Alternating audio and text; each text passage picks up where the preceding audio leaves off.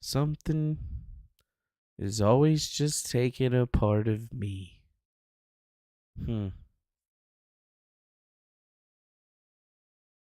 Interesting.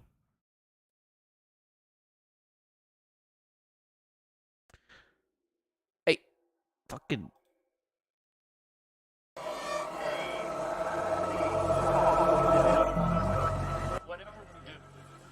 Change it's coming. Is this shit playing? God, I fucking hope so. If not, this is gonna be weird for me and you. The system itself. And there's nothing we can do to stop it. How will we cope with this change? Will we respond rationally? Will we learn to speak to the world with a new humility? And recreate structures within our own communities for sustainability? Or will we continue to live in illusion? In a way, it's a manner of awakening ourselves to our new reality. We are responding to it.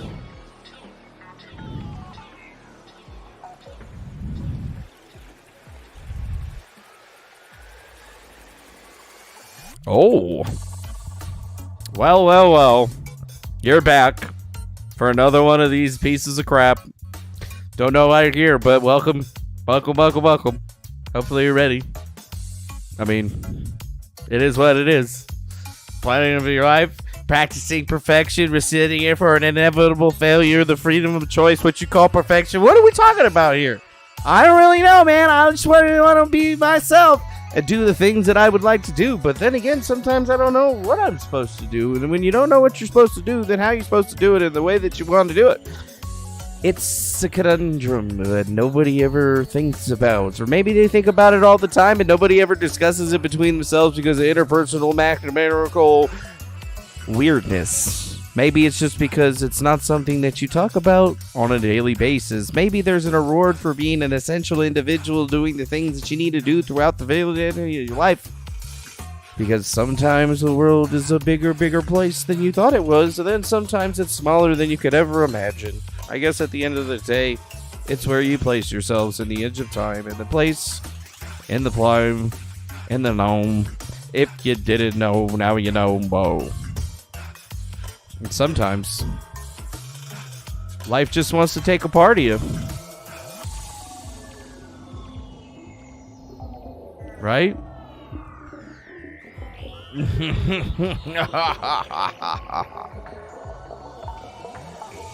I wonder what is the freedom of choice or the inevitability of an individual to determine their own destiny.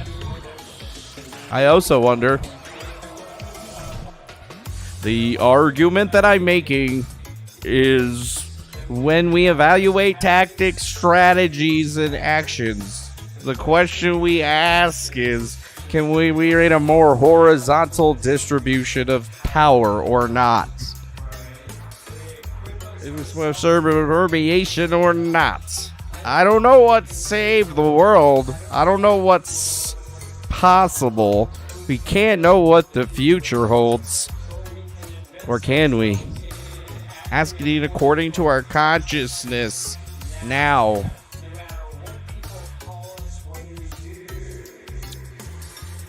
Just as a way that others will feel entirely new.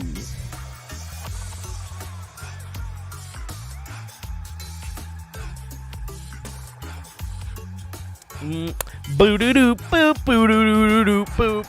Boo-doo-doo, boop, boo-doo-doo-doo, boop. Boo-doo-doo, boop. Oh, right. Hello! Welcome back to another episode of the best worst show on the internet. I know what you're thinking. He can't be doing what he's doing, but he is. Anyways, hello. It is I, Manuel Chavez III, or the turd, depending on how you know me. And this is that thing that we do sometimes whenever we feel like it, because, like, it's pretty easy for everybody to do this sort of things. It's not like I'm a unique individual in the whole scope of the internet streamer experience. I would need to, like, I don't know, transition into being a woman and create a lot more problems. I mean, normally I'm a solutions type guy myself, and then I find myself doing this stuff to think, well, where is everything going? And I don't know. Honestly, man, it feels like there's a lot of crazy stuff happening over the last couple of days. Not that crazy, though. The news hasn't really been that insane. I thought, I haven't been feeling a lot of the effects of the social media / social media psyop that is being distributed across the entirety of the globe.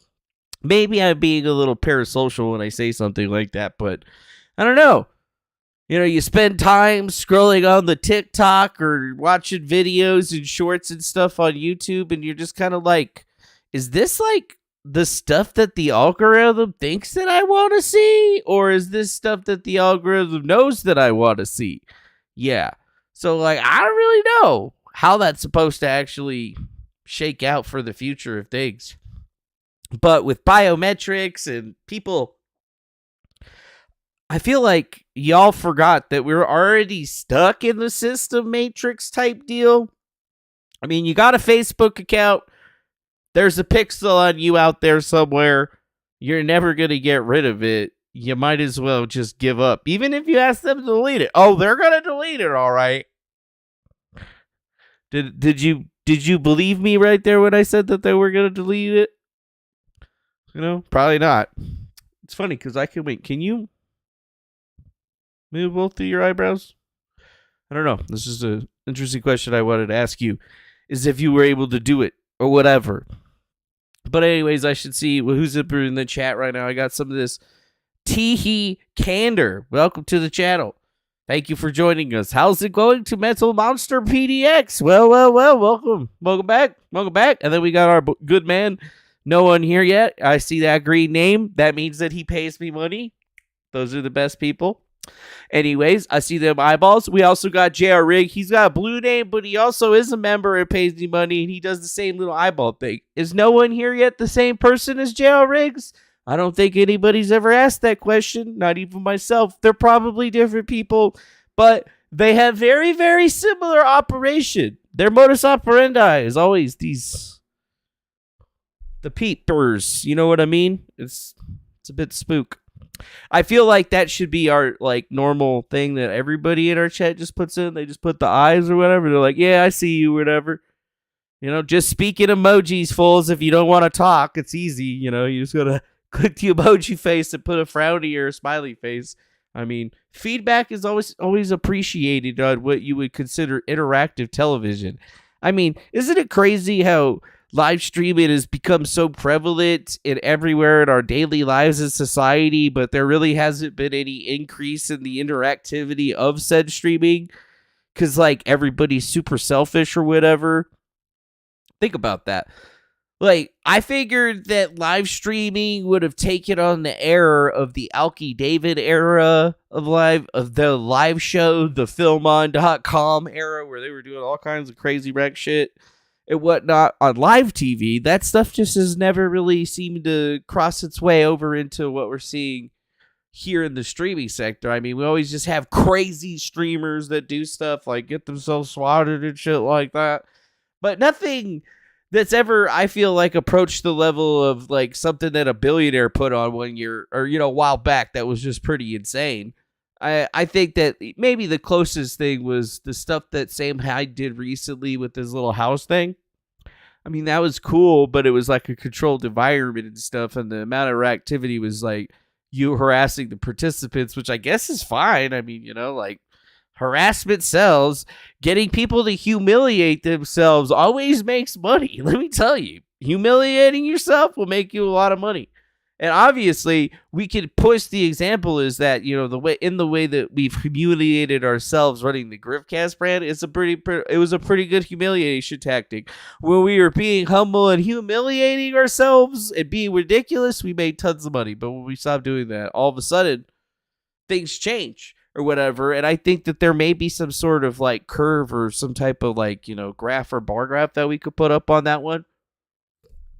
But it's fine. I'm drinking my favorite drink, that Guayaki Yerba Mate, because, you can't be drinking energy drinks anymore and shit, because you got to be healthy. And I just remember this stuff. I don't know. I remember going to music festivals, and there was always some babes that were walking around passing that shit out. And I don't know. I just like the blue kind, because though the other ones taste like shit. Well, I mean, they don't taste like shit to other people, but to me, I don't know. I like blue stuff. You meet me, give me some blueberries. I'll probably be like, damn, thanks. You're going to get me a drink, something blue. That usually works out pretty fine. I like blueberries, blue stuff, bluephoria, blue. I guess I'm just a blue guy. I wear black, but on the inside, I'm blue. Right? Yeah. Yeah, I think that makes sense. No, that doesn't make any goddamn sense, but that doesn't matter. The show isn't supposed to make sense. It's not even supposed to be good. It's just supposed to be here. We're just existing in this little sliver of space and time that is apparently and allegedly interconnected with all the other parts of space and time that are existing right now in some particular way. And I don't know, there's some sort of gravity stuff that holds us to the ground, but then again, gravity isn't real apparently and allegedly, and it's more of it's an artifact of an accelerated frame of reference because you're spinning so fast, and it's more of a centrifugal force type deal going on. I don't know, man. I'm not a genius. Just like look at stuff on the internet sometimes. And I solved a puzzle, a hard ass puzzle one time. Like, ooh, big deal. Anybody could have done that shit. I mean, come on. Joe Biden's president. Anything's possible, okay? Anything is possible. I guess to start off the day of all of the links that I have collected to show you to be like, ooh, I have done something. Ha, sa, Godzilla Gorilla. Hello, Edmond7. And oh, look at that blacksmith guy, Mr. the Blacksmith, or just Mr. Blacksmith. Anyways, let's take a look. I think that's that dude for Barstool Sports, the idiot that used to eat the pizza or whatever, that's apparently extremely popular on Tucker. Yeah, I know, but they don't like him. What? Why is he even popular? Like, I don't understand. I don't understand how people become popular. I guess you just have to be well liked. Maybe I should just not be like sandpaper. I don't know how to not be like sandpaper. I've been like sandpaper my whole life. I mean, it's kind of like asking water not to be wet, is it not? I don't know. They never did, and they always had rules about not allowing him on. And my view was, I think it's totally legitimate to dislike Donald Trump. I don't hold that against anybody. It's totally. You think that shit's legitimate? I don't think that shit's legitimate, motherfucker. But the guy is the dominant figure in American politics, and certainly is he? Yeah, he is. Yeah, he is. So if you've got a rule, just because the owner doesn't like him, you can't have him on the air. You're not really covering the news at that point, are you? Right. What are you doing? No, you're not. Actually, right. So that makes it no different than anything. It makes it no different than anything. Really, it makes it no different than that's anything. Exactly right. Networks. That's exactly right. Yeah. Well, he doesn't like Fox. Right, I know. But they don't like him. And they never did, and they always had rules about not allowing him on, and my view was, I think it's totally legitimate to dislike Donald Trump. I don't hold that against anybody. It's totally fair to have any view you want on American politics.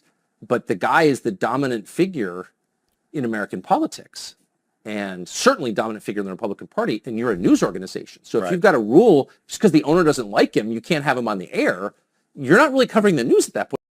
Yeah. Yeah. You're not really covering the news at that point, are you? No, you're not. And yeah, I mean, are we really like even covering the news at this particular juncture? Because do we even consider what we get off of the internet as news? Because I mean, it was just a few years ago that, like, if it was news, it was coming from a reputable organization that was printing their stock on a piece of paper, and then you would purchase that piece of paper for 25 cents at some sort of stand or something. I mean, that life doesn't exist anymore. And then even now, there's more people that get their news from freaking Twitter than anything else. Or you're searching on Twitter to see what people are talking about and then posting or reposting that stuff. And it makes you wonder that back in the day when these big news organizations like Fox News basically saying, oh, no, you can't have Donald Trump on the show because we don't like him. At that point, are we starting to see the cracks in the media operation? And I think we are. I mean, we've all been seeing that shit happening for very, very many years. And it's not like they've really been hiding it. And I think that it's just been an accelerationist type atmosphere where we're all looking at what's happening and it just keeps on getting worse. And there's really nothing that it seems that we're doing about it. So we have to come to that realization is like, exactly how far back did all of that shit really start? And, like, how screwed are we? I don't know. A lot of it seems to be, I guess, focused on Mr. Donald Trump. This seems to be the main piece of, what would you call it? The main piece of shit? Yeah, he's the main piece of shit. Right? No, I guess that's what some people would say. No, but this seems to be the main shit that, like, everybody is talking about. This is like the biggest piece of news on the trending topics or whatever, showing that apparently they want to talk about Donald Trump, but they don't want to talk about Donald Trump. But on September 1st of 2023, Trump has pled not guilty to racketeering charges and asked to sever his case from all of his co-defendants. Yes, that's right, which is, I guess, a smart move in his respect, because remember, they're trying to try all of these motherfuckers together on 8/23. That's what they're trying to do. And I mean, Sidney Powell was the one that requested the speedy trial situation, which is sending everything into a hullabaloo. And I mean, Trump pleading not guilty basically means that, yes, it's like he's deciding that he's going to go to trial. And him asking to sever the case of the defendants basically is them being like, we clearly don't have enough time to go over the 12 million documents that are associated with this case.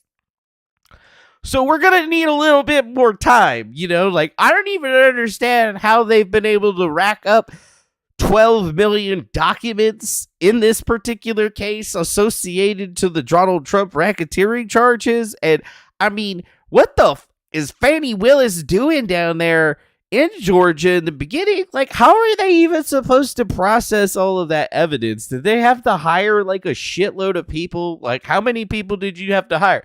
That's at least like 100 people. And even if it was 100 people going through that many documents, that 100 people is still going to be reading a shitload of documents. You know what I'm saying? Just doesn't make any goddamn sense. Like, none of this makes any sense to me. It does make sense that Donald Trump would plead not guilty, and it also makes sense that he would sever his case, or at least ask to have it severed, because legitimately having to get having to get tried with 18 other co-defendants is going to be hard. But like, dude, an October 23rd start date, isn't that like in like 2 months or some shit like that? That's like super close, man. Like, how are you supposed to go through all the evidence in that particular time? See, it seems impossible. Okay. Like, I don't even know how Georgia has been able to correctly ascertain the resources that they're looking at. It's almost like they only have like a couple of things that are actually on him, but they just took in all of this documentation just to make it more difficult for them to go through everything, because they were looking to actually get this thing forced through. And, like, the aspect here is that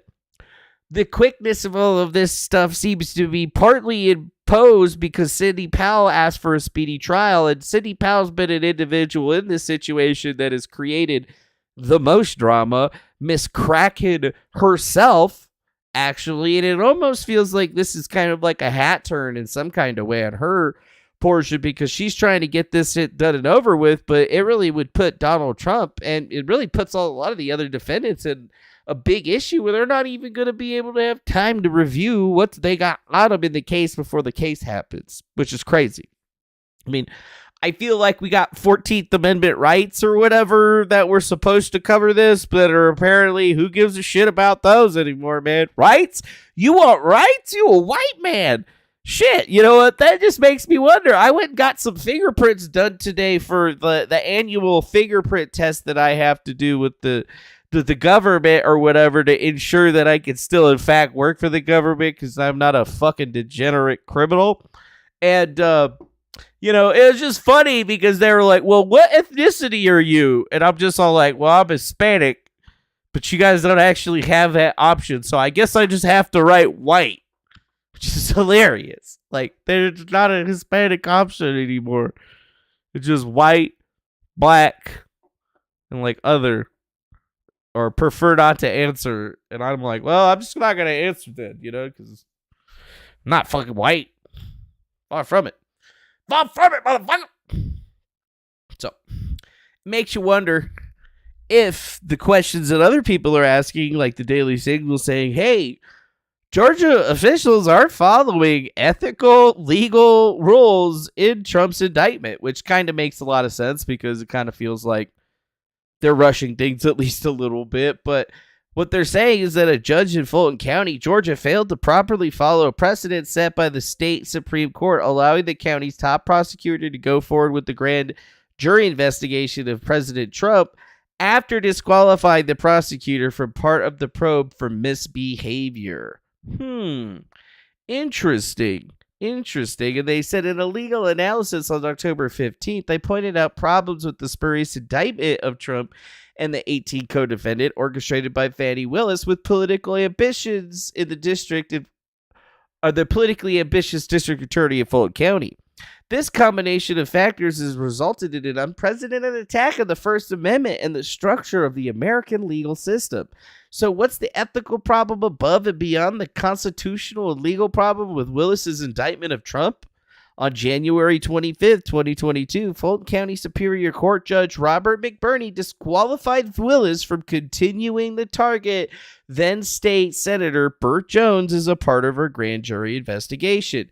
Jones, the Republican candidate for lieutenant governor of Georgia at the time, went on to be elected in November. He was also one of the contingent electors who showed up at the Georgia State Capitol in Atlanta on December 1st, 2020, and the statutory prescribed day to vote for Trump to preserve a remedy for him in a court or legislature overturned the results of the presidential election in Georgia.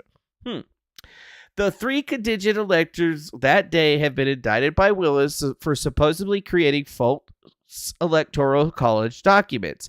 As McBurney outlined the disqualification order, Willis hosted and headlined a fundraiser for Charles Bailey, a Democratic candidate opposing Jones at the time when media coverage of the grand jury proceedings was national and nonstop, and the district attorney was the very public face of those proceedings. Willis, said the Superior Court judge, pledged her name, likeness, and office to help Jones, his opponent, at the same time she was targeting Jones and publicly in her pleadings labeled Senator Jones a target of the grand jury investigation. This created plain and malleable and actual untenable conflict. And since the decision Willis made about Jones and any connection with the grand jury is necessarily infected by it, she can no longer serve. So, after reading all that, what is that even supposed to mean in the first place? And in the first place, it's supposed to say is that there's many things that are wrong with the way the indictment is being set up, and anybody that seems to be getting pushed, or anybody that's pushing behind it, seems to almost be ignoring a whole hell of a lot of rules that were already pressed in place, because this is just something that shouldn't be happening. I mean, it doesn't matter that Trump is who he is or whatever. This shouldn't be happening to anyone, because it really calls into question is if our even constitutional rights exist. Because if the president can't use them, then you're definitely not going to be able to fucking use them. You know what I mean? Okay, you know what I'm saying?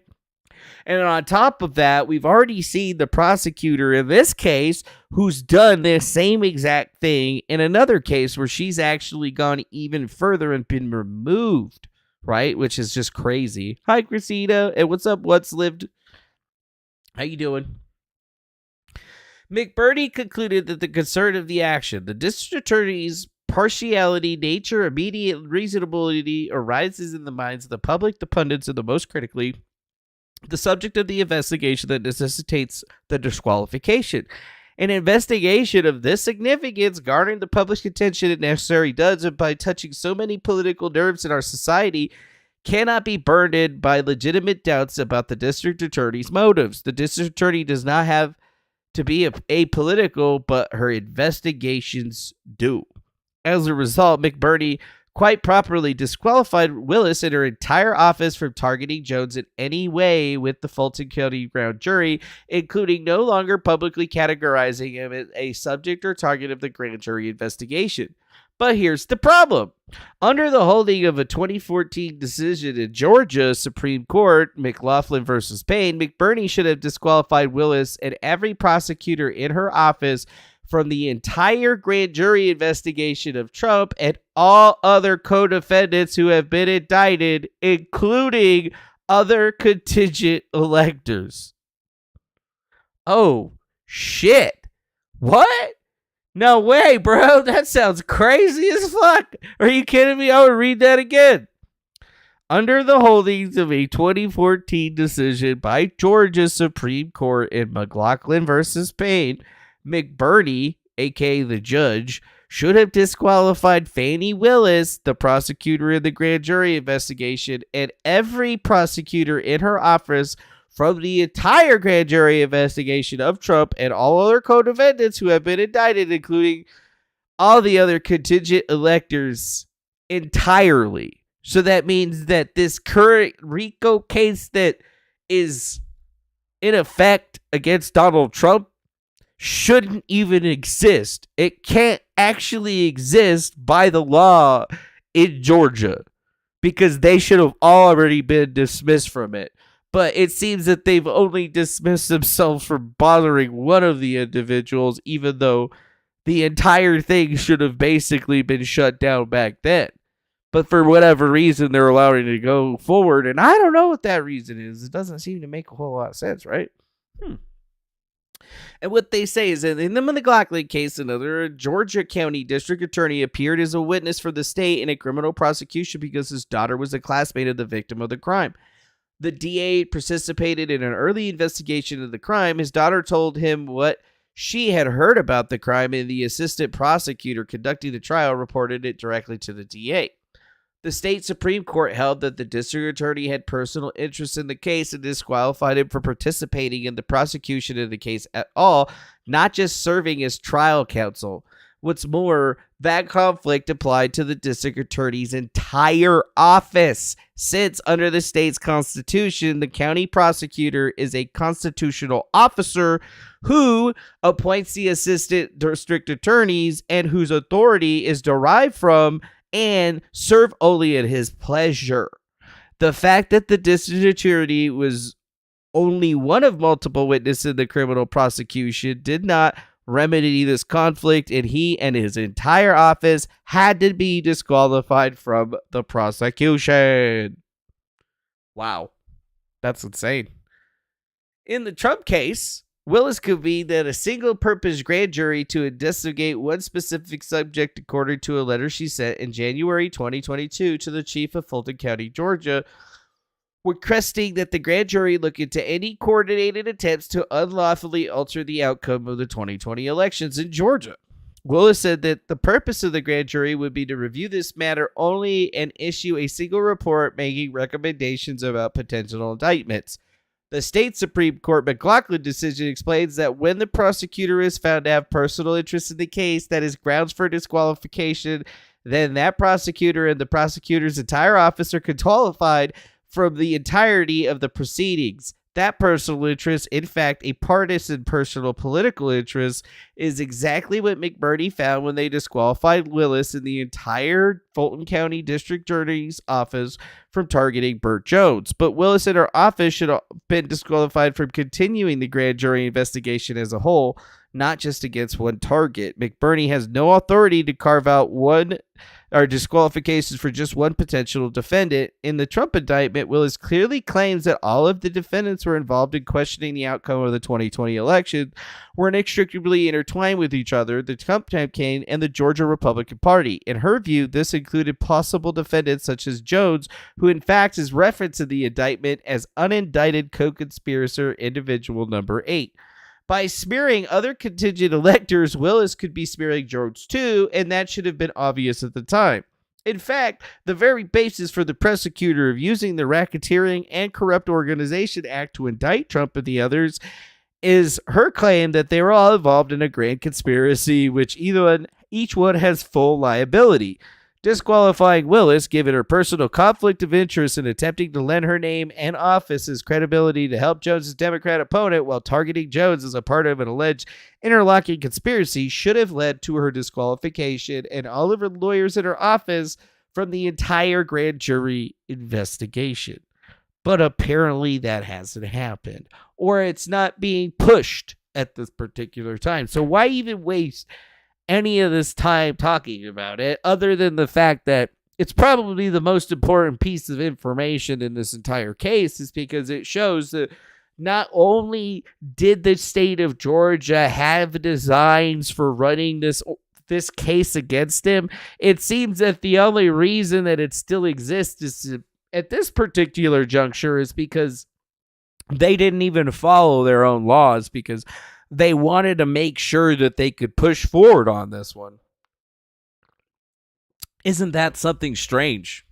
Yeah, that should probably give you a little bit of understanding. And if this has already been done back in the day, what are we really looking at now? Like, this should be an issue that's actually fucking reconsidered by the courts. And if at all possible, if Georgia actually wants to prosecute Trump under the RICO Act to do it, in October or whatever, they definitely need to have a completely different office investigating him. Like, nobody connected to Fani Willis or any of the lawyers in her tow should be involved in the case by their own state law and by all of the precedents that have been set here and such afterwards. So it's almost like they're just picking and choosing what they're trying to utilize to go after Trump, which is fine. I mean, they can do whatever they want.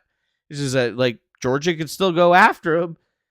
Just according to their own bullshit, she shouldn't be a part of it in any way, shape, or form, because she's got a politically motivated interest in the case, in her own words.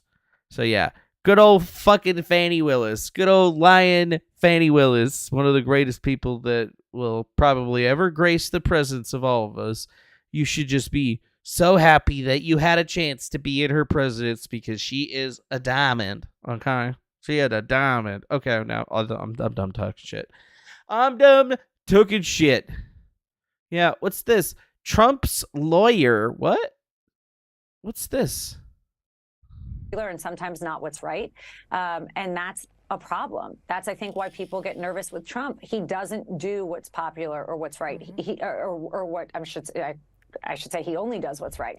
He doesn't do what's popular.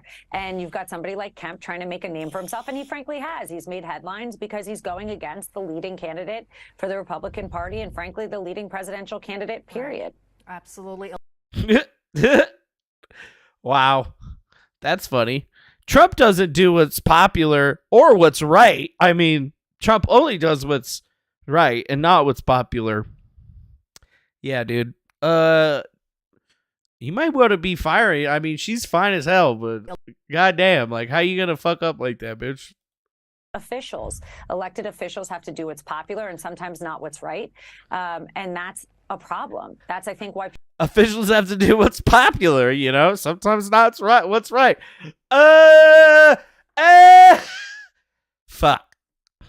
Yeah, that was a fuck up right there. Holy shit. Security breach. Yeah, so, I mean, it's not like Trump's not going to be he's going to knock this one out of the park. He's totally not going to go to jail and stuff. I mean, I don't know, man. Kind of seems like they're going to fuck him. I don't know. Kind of seems like it. But are people really going to find out about all this extra stuff? Explosive revelation. Fani Willis is linked to massive election fraud and money laundering RICO enterprises.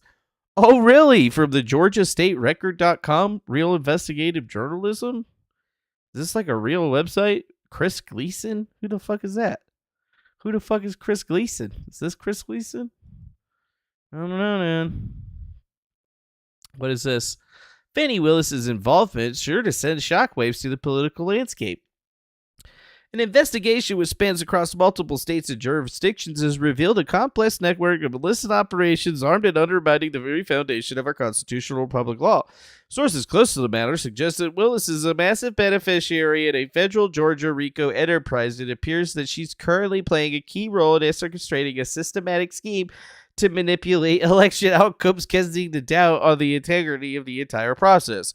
In the lead up to the 2022 midterm elections, my team uncovered a massive money laundering network campaign finance computations made by Act Blue. On top of the beneficiaries of this money laundering RICO enterprises was none other than Georgia Senator Raphael Warnock.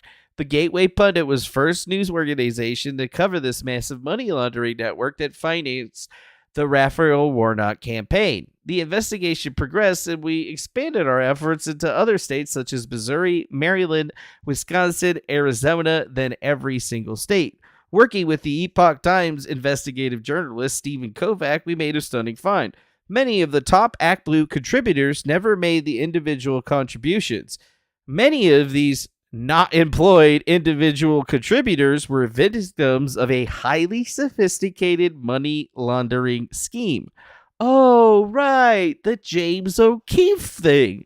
You guys remember O'Keefe Media Group putting out there and that they were going and investigating people that had been making all these crazy donations to campaigns all over the place, and then they were showing up at the people's houses, and they were literally like 80, 90-year-old people that don't make any political donations, but massive amounts of political donations have been made in their names. You know, this is some crazy shit. Right? Huh. Yeah. So, a massive money laundering scheme, evasion of campaign finance limits, structuring of financial transactions, tax frauds, nonprofit fraud, identity theft, and elder abuse.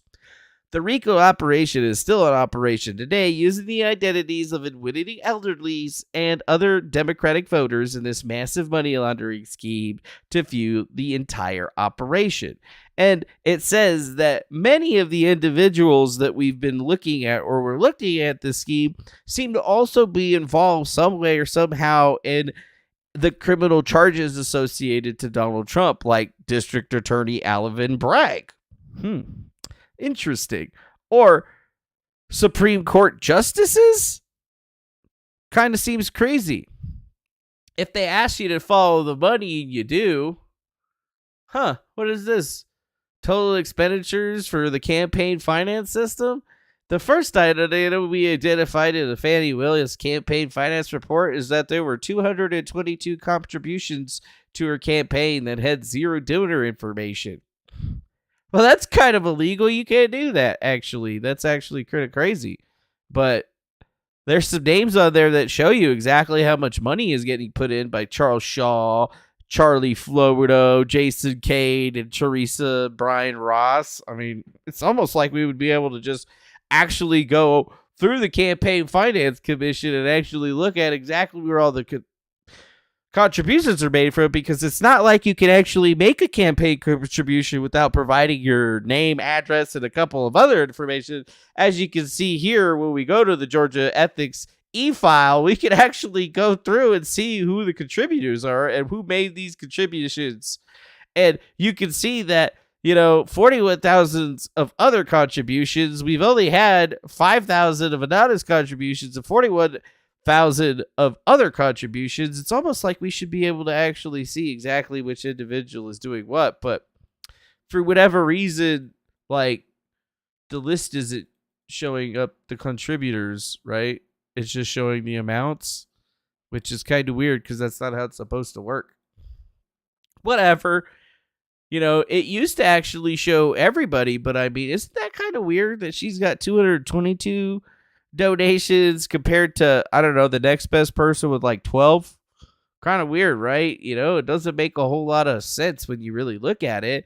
And they say that another point of interest is that this Fannie Willis campaigns were all from out-of-state contributors, and many of these out-of-state contributors fit the profile of the Act Blue money laundering scheme that victims and participants have identified in every single state across America. You can check for yourself using the FEC campaign finance database that is linked here.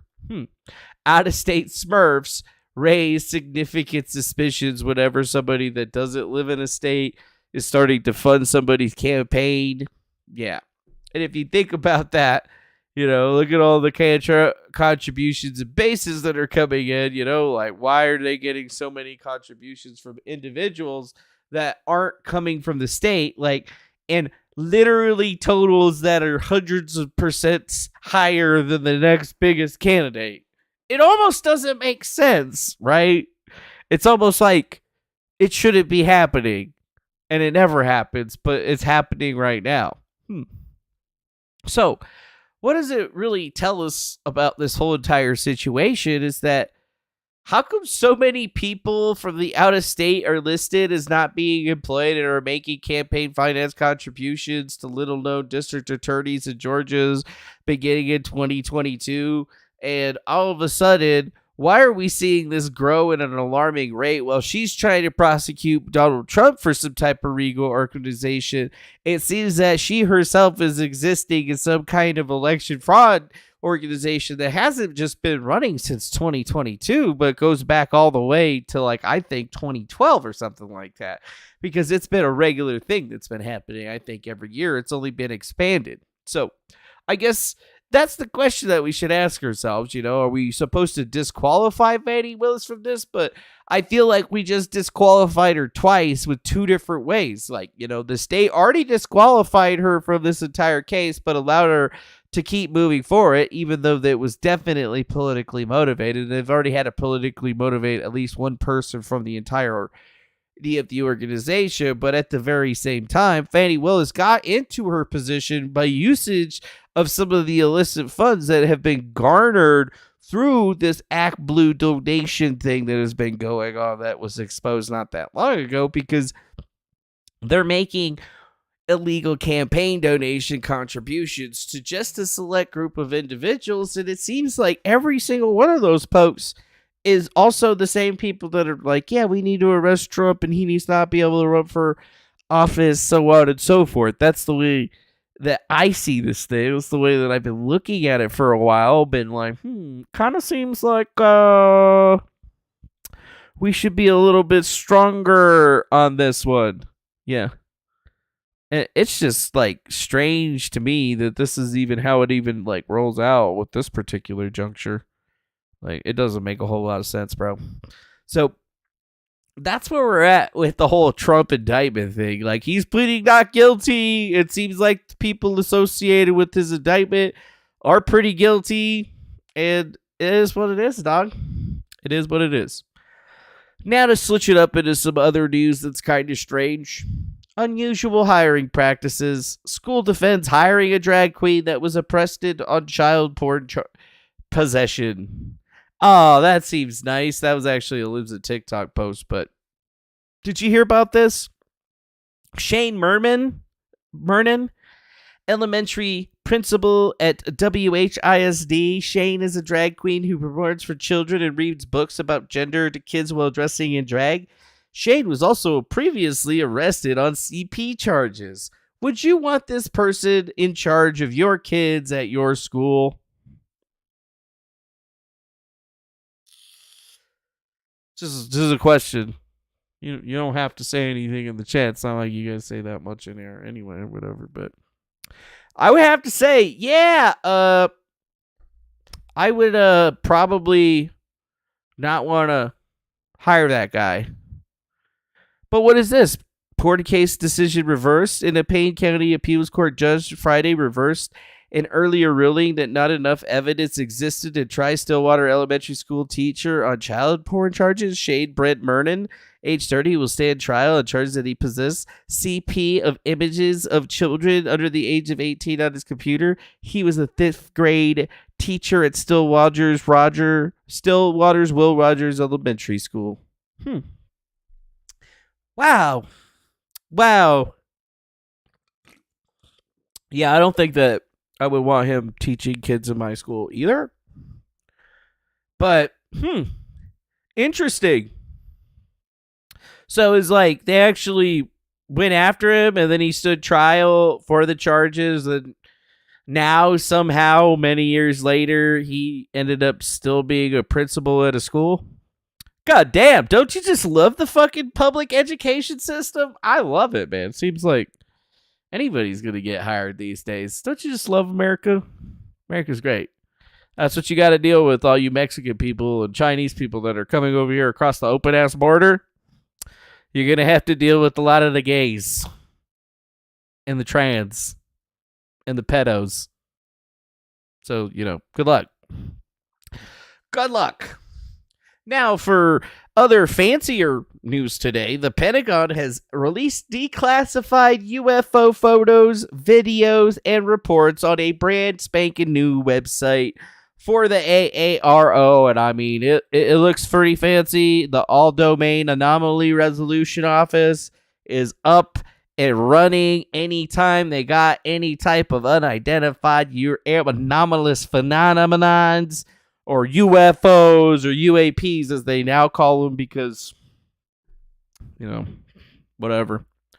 They're actually going to be releasing all of their program and activity reports on this website. Anytime that we have videos or unofficial videos from different areas, they're just going to be allowing us to go check them out. All unclassified and shit, which is pretty cool.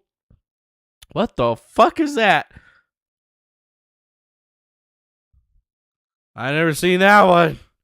Wait, hold up. So that's a Predator drone. That, I don't know what that is. That big circle thing. Let's watch it again. January 23rd, January 15th, 2023. What is that? What the fuck? It looks like a house. What the fuck is that thing? Look at that thing. You can see there's like little waves coming off of it right here. And it's like a little box flying through the air. That's the weirdest fucking plane I've ever seen. What the fuck is that? Hey, look at it. Look at that thing. Like, you gotta think, what, a Predator drone is pretty big, right? Like, it's not a small thing. But, like, that thing right there, compared to the size of that drone right there, that thing can't be that much bigger than a person. Like, it's gotta be just a little bit wider than, a person with their arms sticking out. And it's not, like, exactly a saucer. Like, what the fuck is that shit, dude? What the fuck? What the fuck? What the fuck? I haven't even watched these. This is scary. What the heck? What the fuck? This is from this year.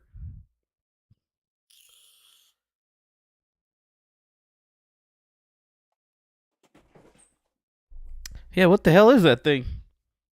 It's like a space hamburger. This is a space hamburger. Huh. This clip was taken by an MQ-9 Reaper drone in the Middle East. While the AARO assessed the object in the clip is not exhibiting novice behavior, it still remains unidentified. Okay. What's this? July 12th, 2022. Oh, God, I hope they don't shoot anyone. Wait. What the fuck is that? What the fuck is that? What the fuck is that? That, you see, they're like looking at those people, and then this little thing is a ball. What? I mean, I guess that's not like traveling. Like, maybe it's like a circular type drone or something. But like, what the fuck is that thing? Just like, woo! I thought it was something falling at first, but no, it's just like some weird little ball thing just flying along. Okay. All right, what's this? Analysis of full motion video combined with commercial flight data in the region led the AARO to address that the objects were 3 separate commercial aircraft flying a great distance from an infrared sensor. The radar tracks for commercial aircraft are designed aligned with the objects are not only seen as small dots due to their significant distance from the sensor.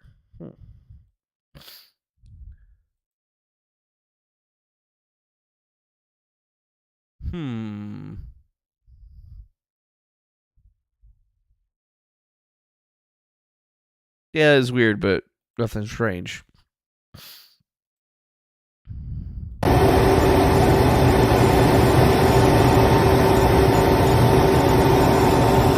Clean your fucking windshield.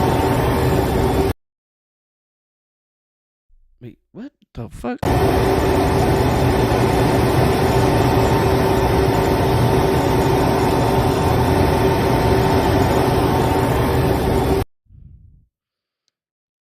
Yeah, that's so fast.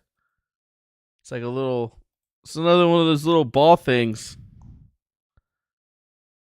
Forward-looking infrared radar video of F-16A crew explained anomalous phenomenon. Oh, and those are the other ones that they've released. The Go Fast videos, the gimbal videos that are unresolved.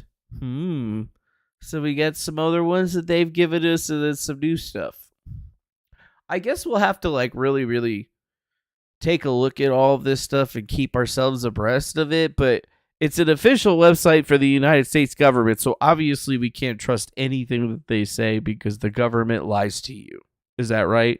Am I right on that one? That's what we're supposed to say, right? Fuck the government! Fuck the United States government! Sorry, I'm just kidding. I love you, government. I love the government. I love the police. I love you. Right? I don't like this person, though. Fuck this person. Screw this person. So, what do we really have to say?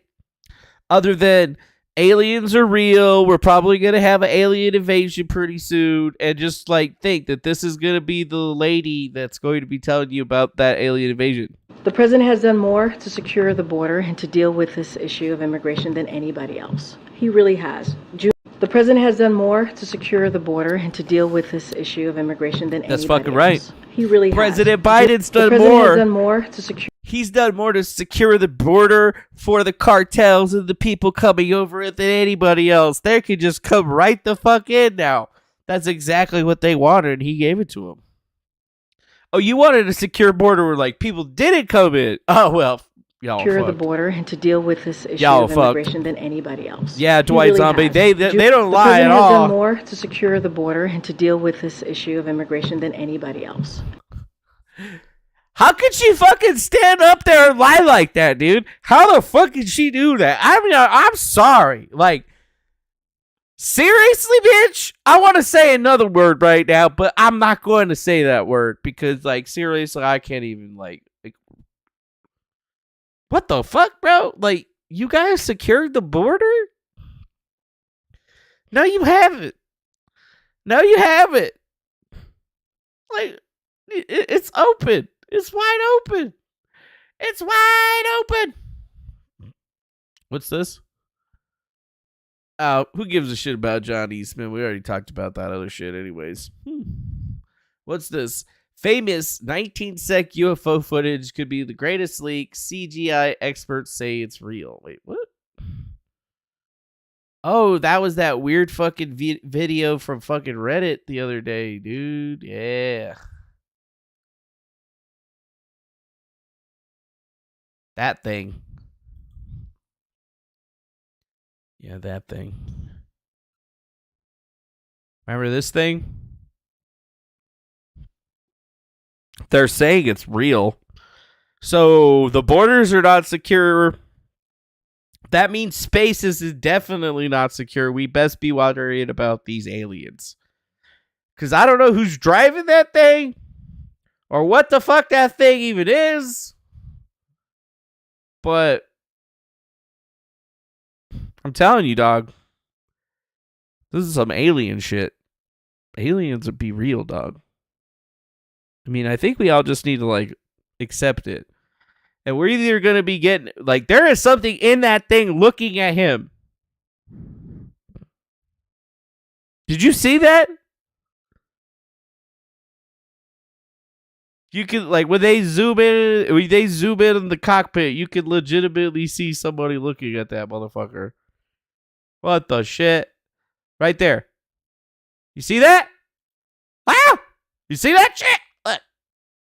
This motherfucker's looking over at him. With the big black visor thing. I don't know what the fuck that thing is, man, but that is scary as fuck.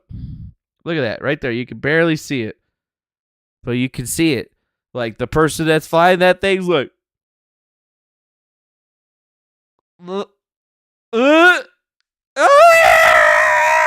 God, I hope there's a fucking person inside of that thing. a human person. I mean, if it's an alien, that's fine too. I'm not xenophobic or whatever. I don't mind about aliens and stuff. But if they're fucking trying to eat me, I'm gonna eat that motherfucker first.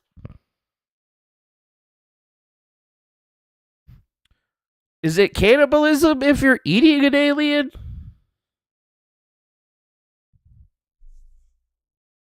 I don't think so. That'd be a good way. Some aliens show up, fucking invade this motherfucker. I'm eating them. We're gonna eat the motherfuckers. Be like, that's right, bitches. You fucking come back over here try to fuck with our shit. We're gonna eat you. Hopefully they're edible. If they're not edible, we'll just not eat them. But scare them a little bit.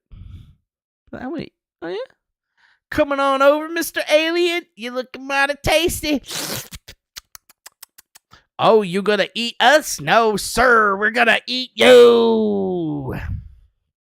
Whatever.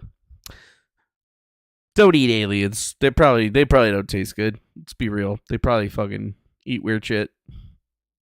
You don't even know if you can eat them. Like, what if your body can't process it, or what if there's like some alien defense mechanism that you eat the alien or you get their goo on it? And then you become one of them? Like, there's a lot of questions with that. I'm just cracking jokes here. Remember that. This is a family-friendly show. Don't fucking eat aliens. Or eat them. I don't fucking care.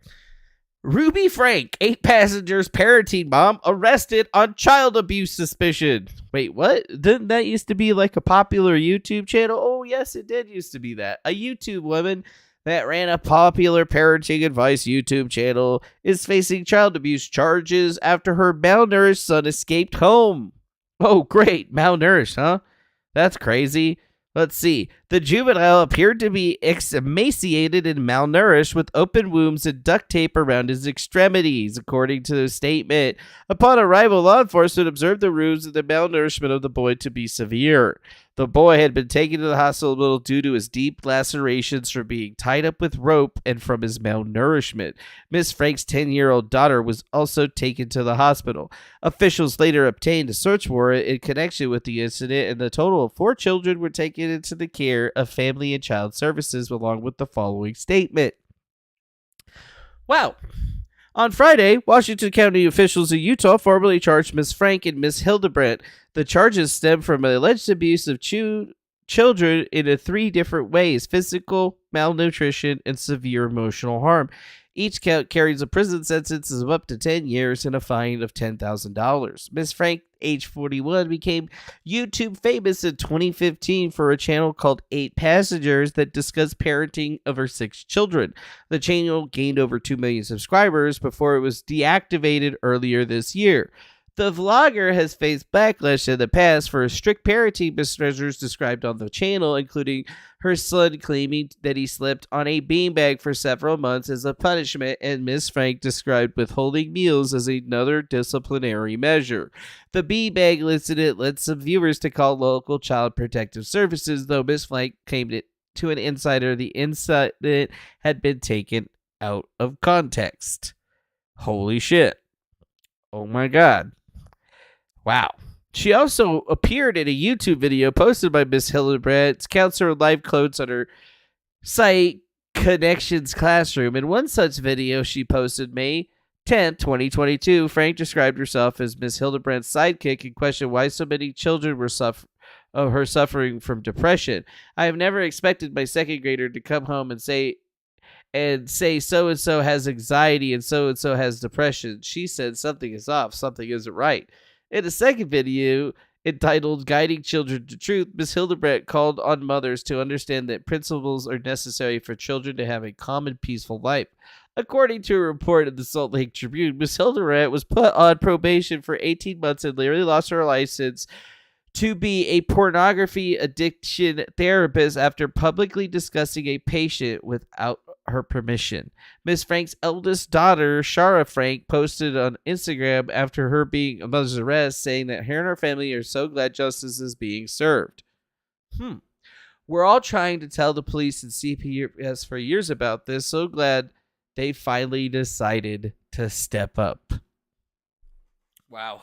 That's fucking crazy, dude. I mean, can you believe that shit? Like somebody that was a parenting coach on YouTube severely beating and malnutritioning their kids. Yeah, I can believe that. I remember when my mom made me eat fucking dog food and shit. Yeah, that was a great fucking time, man. I mean, that's why a lot of people don't really talk about their upbringings and stuff like that. Like, most people think that, like, my upbringing was probably all, like, cakes and roses. But no, there was severe abuse and lots of malnutrition and being made to stay outside and sleep outside. Sure, you know, like, I had a water bed or whatever. You know, sometimes I got to use that thing if I wasn't, you know, like, in the corner with bleeding knees and shit like that. But like, I guess everybody gets raised to be different. And maybe, you know, like, I can hate my mom, but at least I'm not like these little pieces of shit that get grown up these days. Actually got a little bit of respect on me, even though I had to go through all kinds of terrible little things just to be myself and my life. But it's kind of crazy that, like, people like YouTube are going to get 2 million subscribers for this type of shit. Right? Yeah, I'm just going to withhold meals from a kid. And that's going to be my way of fucking punishing my son. Yeah, my mom fucking did that shit. Sometimes she wouldn't withhold meals. Sometimes she would just give you a meal that wasn't quite appealing, you know? Like, it's all right. Eat the dog food. You'll be fine. The dogs eat it too. So, you know, like, think about this. Like, I can believe this kind of shit happens, and that's why I worry about a lot of these folks that get stuck into the addiction cycle that YouTube prescribes onto people, because at certain points in time, like, people just get to the point where they're just trying to make content every day because they're trying to get views on shit. And they're so stuck on everything else. It's just that nobody's ever going to listen to them. I mean, these people were huge on YouTube for years, and people were saying that this shit was abuse and nothing happened. And it took one of her kids breaking out of the house to get help for it to finally get exposed that it was this fucking bad. Like, it's crazy, dude. Some crazy shit, man. Crazy shit. But that's okay. I mean, with the crazy shit, we got Joe Biden. He's still doing good stuff. He's the president of the United States. You guys fucking love him. I don't. But yeah, he's saying that people are coming off the sideline. They're getting back into the workplace, dude. Biden's job numbers are doing great. Yeah, the job numbers are going up, and so are the gas price numbers going up. I saw fucking $5 when I was driving around Carson City. And I was just like, seriously, dog? Fucking $5, bro? For fucking some gas? $5 fucking dollars? What do I live in California? The fuck? It's too expensive. I can't afford it. I don't get donations like that anymore. I gotta, like, beg. You gotta go beg somebody. I need money. I need money to pay for my gas. Oh, what am I gonna do? What do you think? Yeah, dude, gas prices are creeping up like Biden on a 12-year-old. That's messed up. But that's right, yeah. Apparently, people are becoming more employed, though, too. So, yeah, 187,000 jobs added in August, even though overall we're down as fuck from the whole lockdown era situation that we all had to deal with and I didn't love. But, yes, it still seems that we're all working on something. I mean, dude, $7 for a Coca-Cola is what you're paying. I mean, you know how much this thing fucking costs? $3 fucking dollars. $3 fucking dollars. But it's still just barely a little bit more expensive than a regular energy drink, right?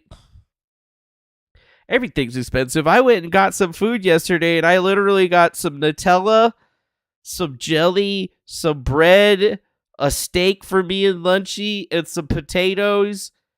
And I swear to God, it was like $50 fucking dollars. It was enough for one meal. It was $50.